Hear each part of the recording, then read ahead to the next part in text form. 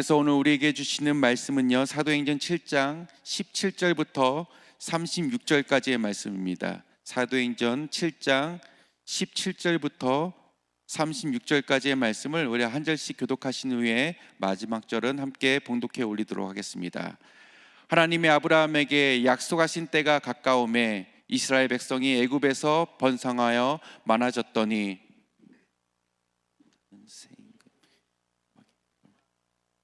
그가 우리 족속에게 괴계를 써서 주상들을 괴롭게 하여 그 어린 아이들을 내어버려 살지 못하게 하려 할세.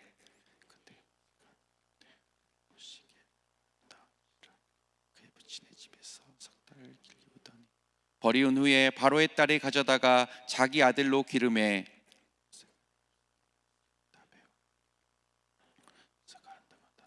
나이 40이 되매 그 형제 이스라엘 자손을 돌아볼 생각이 나더니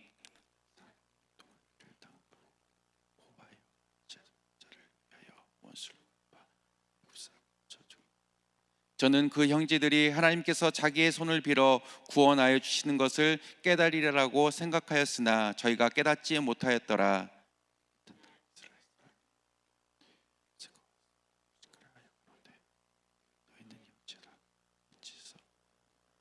그 동물을 해하는 사람이 모세를 밑으려 가로되 누가 너를 관원과 재판장으로 우리 위에 세웠느냐?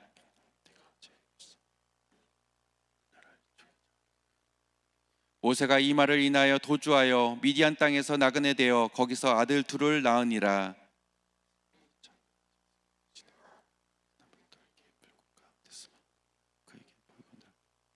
모세가 이 광경을 보고 기이 여겨 알아보려고 가까이 가니 주의 소리가 있어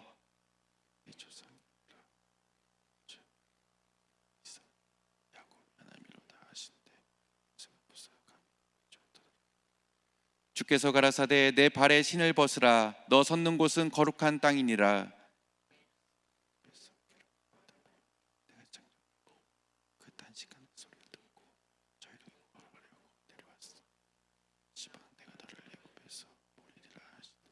저희 말이 누가 너를 관원과 재판장으로 세웠느냐 하며 거절하던 그 모세를 하나님은 가시나무 떨기 가운데서 보이던 천사의 손을 의탁하여 관원과 속량하는 자로 보내셨으니 이 사람이 백성을 인도하여 나오게 하고 애국과 홍해와 광야에서 40년간 기사와 표적을 행하였느니라. 아멘. 하나님의 말씀입니다.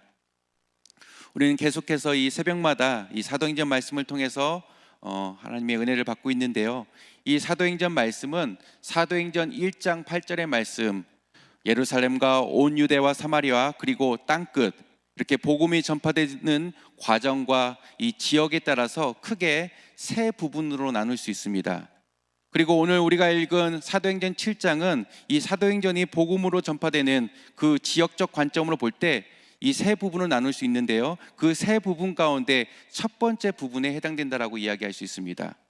또한 오늘 본문은요, 복음이 전파되는 이 시작점이라고 할 수 있고 이 중심지라고 할 수 있는 예루살렘을 중심으로 예루살렘의 안에 이루어지고 있는 복음의 확장과 교회가 세워지는 장면이 소개되어지는 그 마지막 장이라고도 할 수 있습니다.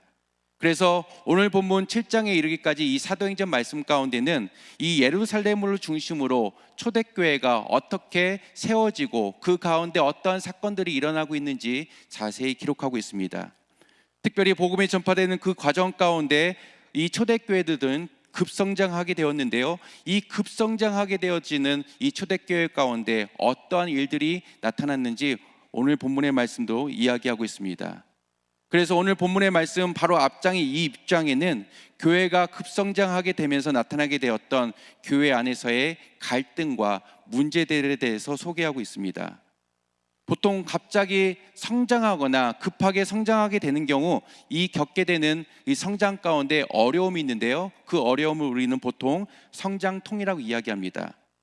마찬가지로 예루살렘을 중심으로 있었던 이 초대교회도 급성장하게 되면서 나타나게 됐던 그 모습이 있는데 바로 이러한 성장통이 그 가운데 있었던 것입니다. 그런데 이러한 성장통이라고 할 수 있는 초대교회 안에서의 갈등과 문제 가운데 하나님께서 세우신, 그리고 예수님께서 세우신 12명의 사도들은 지혜롭게 이 문제를 해결해 나갑니다. 즉 교회 안에 믿음과 성령에 충만했던 사람 7명의 집사를 세움을 통해서 이 성장통을 극복했다라고 이야기할 수 있는 것입니다. 이후에 이 초대교회들은 더욱더 급성장하게 되었고, 성경의 말씀에 보니까 하나님의 말씀이 왕성해지고 많은 유대 지도자들, 제사장들과 같은 유대 지도자들이 예수 그리스도를 믿게 되는 장면들이 소개되어 있습니다. 이처럼 초대교회는 예루살렘을 중심으로 은혜와 권능이 충만한 가운데 많은 기적과 표적들이 나타나게 되었고, 그 가운데 교회가 날로 성장하고 있는 모습들이 사도행전 곳곳에 등장하고 있는 것입니다. 그리고 이러한 초대교회의 성장 가운데 그 중심에 있었던 인물이 있었는데, 그가 바로 초대교회의 최초의 순교자로 불리는 스데반 집사였습니다. 이 스데반 집사는 이 디아스포라 유대인들이 모이는 이 회당에 가서 그들에게 복음을 전하기 시작합니다. 그런데 그들에게 복음을 전하기 위해서 피할 수 없는 것 중에 하나가 있었는데, 그것이 바로 그들과 변론을 하는 것이었습니다. 이는 어찌 보면 당시 유대인들에게 복음을 전하기 위해서는 어쩔 수 없이 막다뜨려야 하는 그런 과정이라고 할 수 있습니다. 왜냐하면 그들이 가지고 있었던 이 유대교 안에서 복음을 전하기 위해서는 복음이 왜 그들이 가지고 있는 그 유대교 사상보다 더 뛰어난 것인지 설명해야 됐고 증명해내야 했기 때문입니다. 그런데 성경에 보니까 스데반의 이러한 변론은 지혜와 성령이 충만하였기 때문에 그 디아스포라 유대인들이 당해내지 못했다라고 증언하고 있습니다. 이처럼 스데반 집사는 당시에 굉장히 뛰어난 기독교 변증학자라는 사실을 우리는 깨닫게 됩니다. 그런데 그런 그가 결국 이 디아스포라 유대인들, 복음을 전하려고 했던 그 사람들에 의해서 음모에 몰려 공회에 고소를 당하게 되는 사건에 이르게 된 것입니다. 사도행전 6장의 말씀에 보면 그들이 내섰던 그 고소의 내용이 어떤 내용이었는지를 우리가 짐작할 수 있는데요, 그들은 스데반이 하나님을 모독했다라는 거짓 주장을 하기 시작합니다.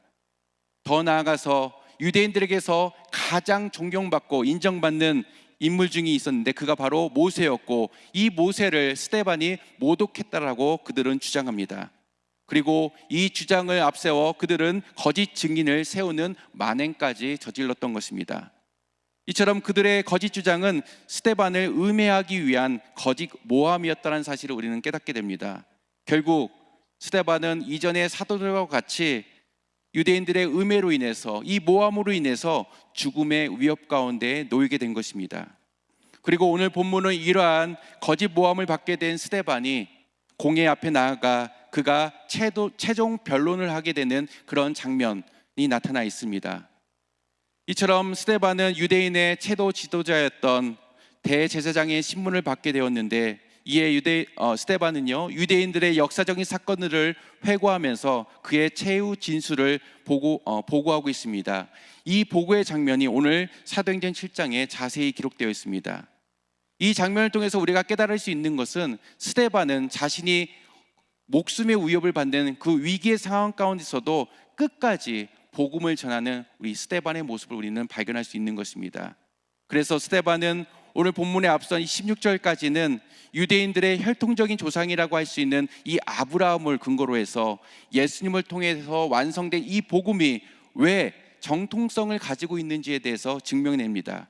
그리고 오늘 본문 17절의 이후에서는 그들이 거짓으로 모함하고 있는 스데반이 모독했다라고 주장하는 이 모세를 앞세워서 그들이 범하고 있는 오류에 대해서 이야기하고 있는 것입니다. 즉 그들의 조상 이스라엘 백성들이 하나님께서 애굽에 종살이 했던 그들을 구원하시기 위해 모세를 세우셨지만, 그들의 조상 이스라엘 백성들은 하나님이 세우신 이 모세를 거부하였고, 동일하게 지금도 역시 너희들은 하나님께서 보내신 구원자 예수 그리스도를 배척하고 있다라고 지적하고 있는 것입니다.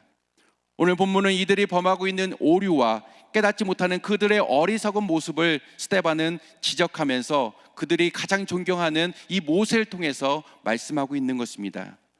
그렇다면 스데반은 어떻게 모세를 통해서 그들의 어리석은 모습을 지적하고 있는지, 그리고 믿음의 성도는 그의 설교 가운데서 어떻게 하면 성숙한 믿음으로 우리가 살아가고 있는지에 대해서 말씀하고 있다라고 할 수 있는 것입니다.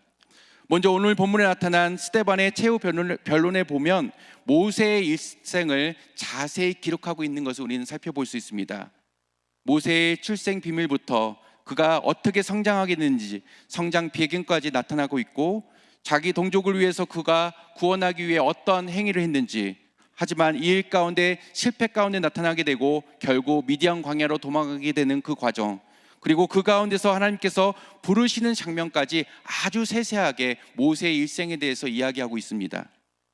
그런데 스데반이 이처럼 모세에 대해서 자세하게 설명하고 있는 것은 그들이 생각하기에 모세는 율법의 전수자요, 애굽을 출애굽시켰던 국민적인 영웅이지만 그가 시내산 광야에서 각시나무 떨기 앞에서 하나님을 인격적으로 만나기 전에는 그저 그가 실패자요 도망자였다는 사실을 부각시키기 위해서 말씀하고 있음을 우리는 알 수 있습니다.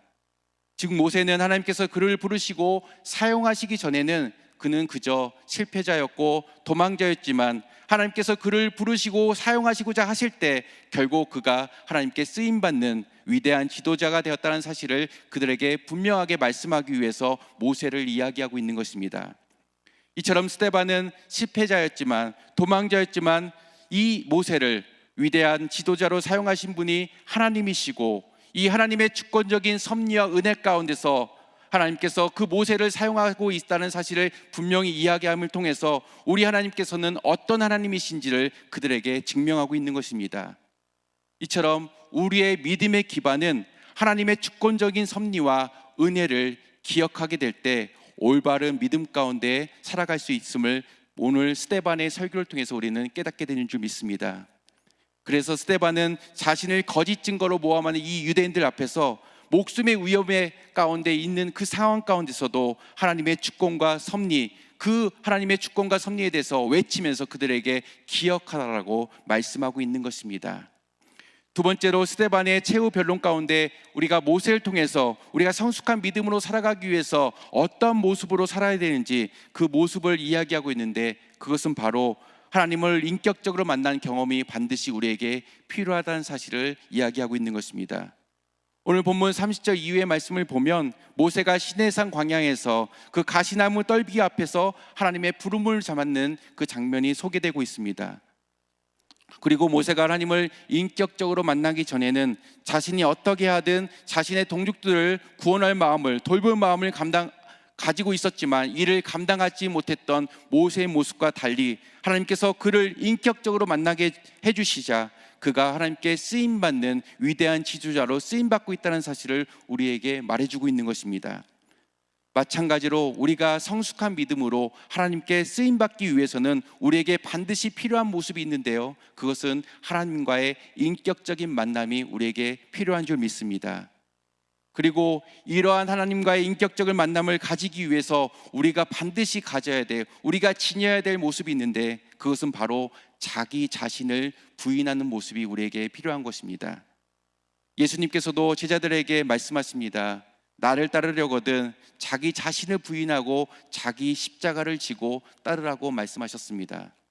모세도 더 이상 자기 스스로는 이 일을 감당할 수 없다라고 하는 자기 부인의 모습이 오늘 본문 29절 말씀에 나타나 있는데요, 29절 말씀에 보면 모세는 이전에 화려했던 그 왕궁 생활도, 또한 이스라엘 백성들을 자기 힘으로 구원하려고 했던 그 꿈도 모두 포기한 채 그저 평범한 목동의 모습으로 미디안 땅에서 나그네로 살아가는 그의 모습을 발견하게 됩니다.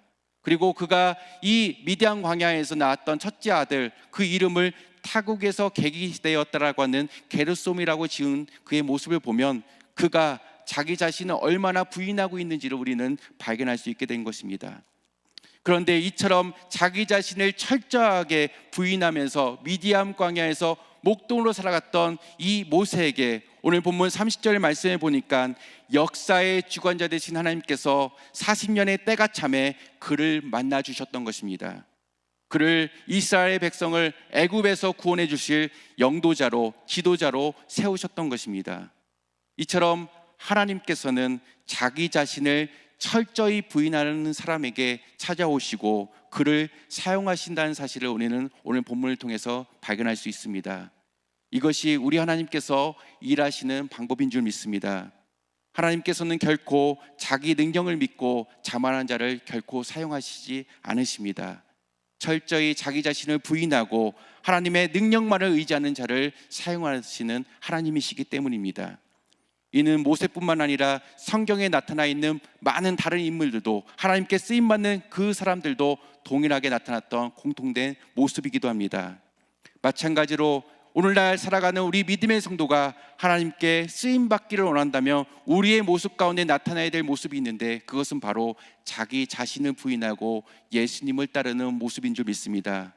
이러한 모습이 있을 때 오직 하나님의 능력으로 하나님의 복음을 전파하며 주님의 뜻 가운데 살아가는 우리 믿음의 성도의 삶을 회복하며 나아가게 될 줄 믿습니다.